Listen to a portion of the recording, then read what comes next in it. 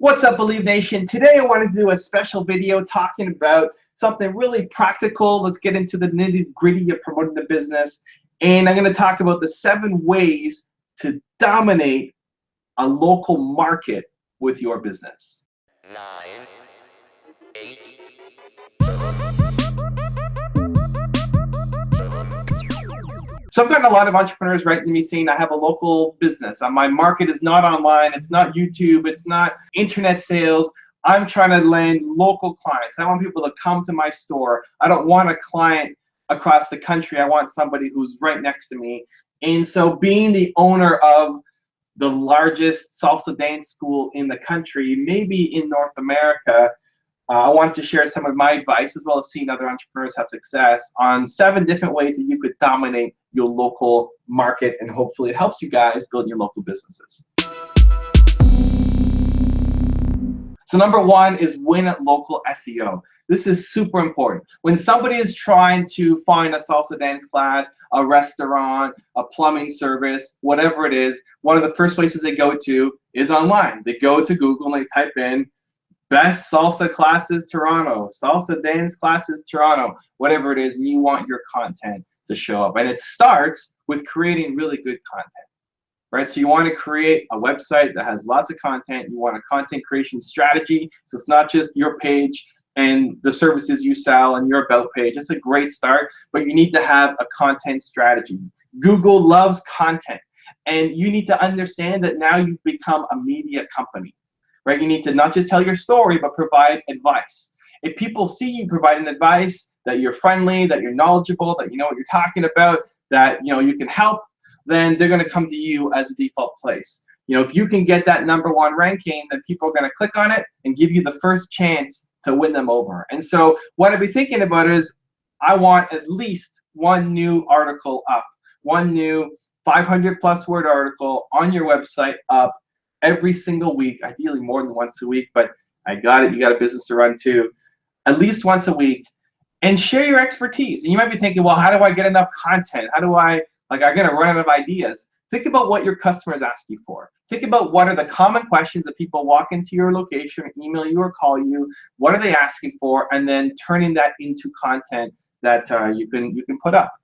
Whether that's you typing it out, or if you'd rather be on video, you can make a video like this and then have somebody transcribe it and turn that into an article and put that on your website. Doing that makes a big difference, because most businesses just stop at a basic web page.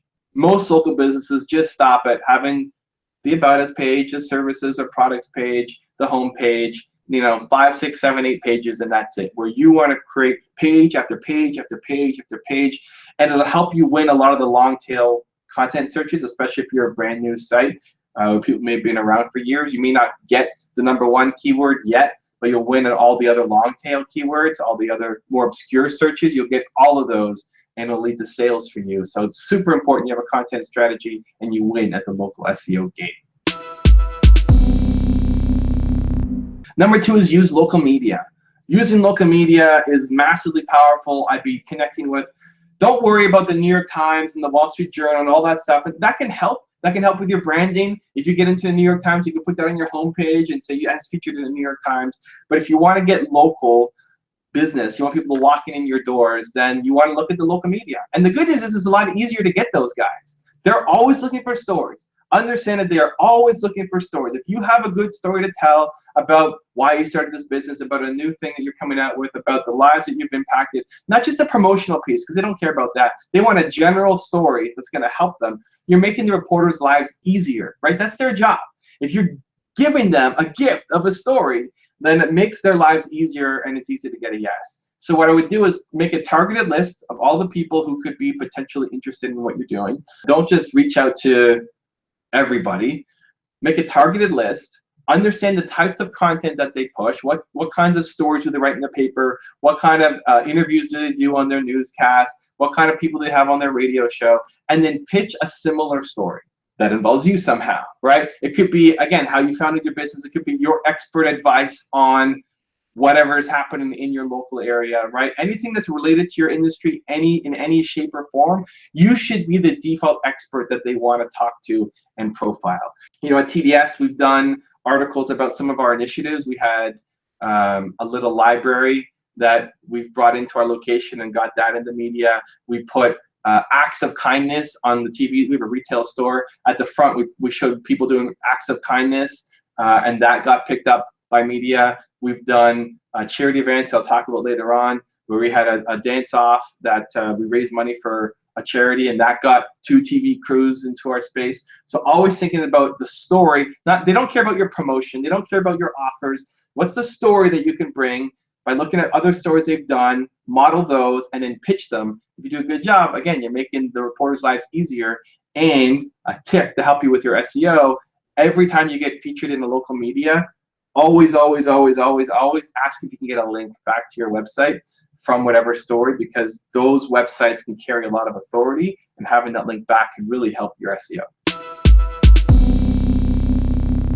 Number 3 is host events. If you have a physical location, I would strongly encourage you to host events to bring your customers together in some shape or form. Do workshops, do classes, host a party, connect with other associations and have them host their event at your shop. It's such a fantastic way to, one, get people into your store, but also as a way to connect people to each other and then share that online. So at Toronto Dance Salsa, we sell classes. You can come and learn how to salsa, bachata, kizomba, whatever you want to do.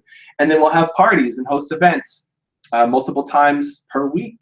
And when people come out to the events, they obviously get to meet each other. They get to see the studio. They get to learn about our business. We'll also take pictures. We'll post it on Facebook. People will tag themselves. People will tag their friends. And what ends up happening is you take this great picture of somebody who, you know, was smiling, having fun dancing.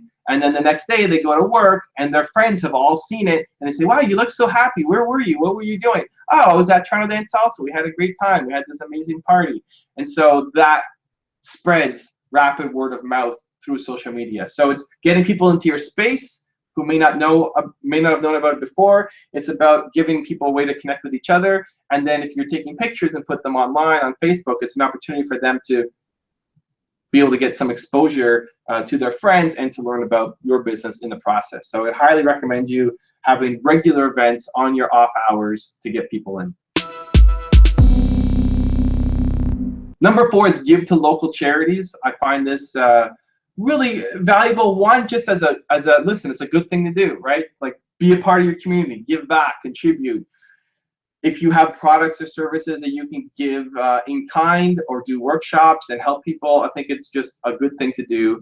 At Toronto Dance Salsa, we will give away classes for people who are trying to raise money for silent auctions. So any charity that's trying to raise money for a silent auction, will give them, you know, 2 free classes for people to bid on, and so it helps raise money for them. You know, we get featured in the pamphlet and the brochure on the table where people go to those events, and so it gives us some exposure. Again, you can try to ask for a link from the website of the charity to link back to you, because it carries a lot of weight as well. It's just a good thing to do, right?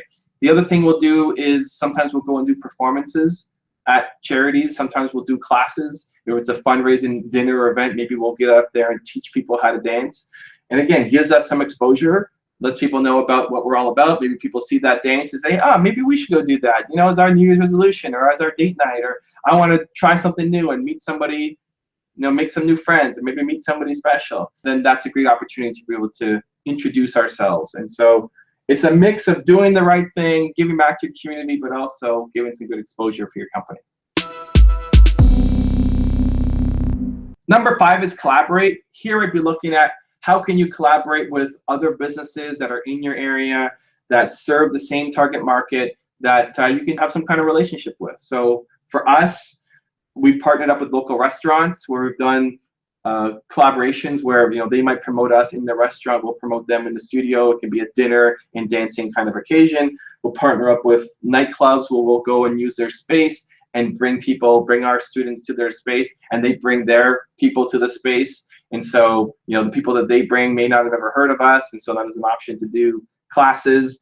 Even for me, when I think about my role here and running Carmichael.com and my YouTube channel, now owning the dance business as well, I try to film a lot of my videos out of Toronto Dance Salsa. I want to bring my community to know about TDS. I talk about TDS. on my channel. Not strictly just for promotional purposes, but because I think it adds value to the conversation, because I run a large retail shop and people can learn from that. And so I purposely try to bring Toronto Dance Salsa into the mix of what I'm doing. And I get stopped outside TDS by fans, and they want to take a selfie or you know, talk business or whatever it is. And now these people get exposed to Toronto Dance Salsa as well. And so thinking about how you can collaborate with local businesses or use the people on your team and their influences to bring more exposure and business to your company. Number 6 is Facebook ads. I'm a fan of Facebook ads. It's not our #1 way to bring in clients, but if you're looking at spending any kind of advertising dollars, I think that's the best bet. If you know that your demo is, you know, 25 to 35-year-old men who love the Anaheim Mighty Ducks, you know, you can target those people and you can show them a specific ad. And so whatever it is that you're selling, especially for a local area, right, within 10 miles of this address, you can target specifically those people. And I think if you have a good idea of who your audience is, if you have clear demographics on them, then Facebook ads are a great test to be able to go after. I wouldn't go all in on it. I would test it out. Find what you think is your strongest target market, test a couple of different creative pieces against it, and see if you can get results. The good news is that it's pretty measurable, right? Especially if some kind of conversion page, whether it's ideally it's buying, so for us we can track all the way to a sale, but maybe it's just to the contact us page, or maybe it's the register page. You can see how far people are going along in the process, and if you can prove that the ads lead to sales, you can ramp it up. So if I had to spend any money on advertising, that's where I would spend it. And number 7 is provide a remarkable experience. There's a lot of different ways to grow a business, and when I sat down with Alex, who helps me run Toronto Dance Salsa, he's the operations manager, I gave him a list of 10 different ways to grow the business. Here are 10 different things that you could do to grow this business, and I want you to pick 2 of them. And the first one he picked was being the face. So he's out there creating content, being the celebrity on Snapchat, on YouTube, you know, being the guy, being the friendly person people can ask questions to. And I said that has to be there because you're great at that, and that has to be one of the things you do. The second thing that he picked, though, that you got to choose was provide a remarkable experience. At the end of the day, if you are selling, and especially a local product or service, people talk. Like, if people come to your restaurant and they have an amazing dining experience, you can bet they're going to talk to their friends the next day and say, yeah, we went to this place. They're going to take pictures and post them on Facebook and Instagram and spread the word for you. You know, people come and have an amazing time in our dance studio. Half of our business comes from word of mouth. They just have an amazing time. They tell their friends see them having a good time, and they're curious. They want to find out about it themselves. The thing is, doing a good experience is not enough. It has to be remarkable. Remarkable means you're willing to make a remark about it. You're willing to talk about it. That's what remarkable means. And so I think most entrepreneurs provide an okay experience. It's a good experience, right? Like, you're helping your customer. Your customer doesn't feel upset. They feel like they're getting, you know, value for their money. They had a good time doing it. You gave them a result.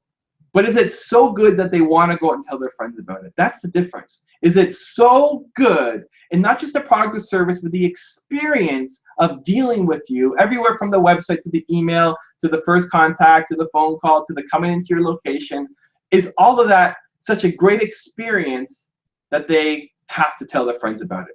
Because your customers have opportunities every single day to spread the word for you. Every single day. They could be out spreading your message for you, and they're not. And it's not because they don't like you. It's just they have a million other things to do. Think about your life. How many things you have to focus on in your life right now?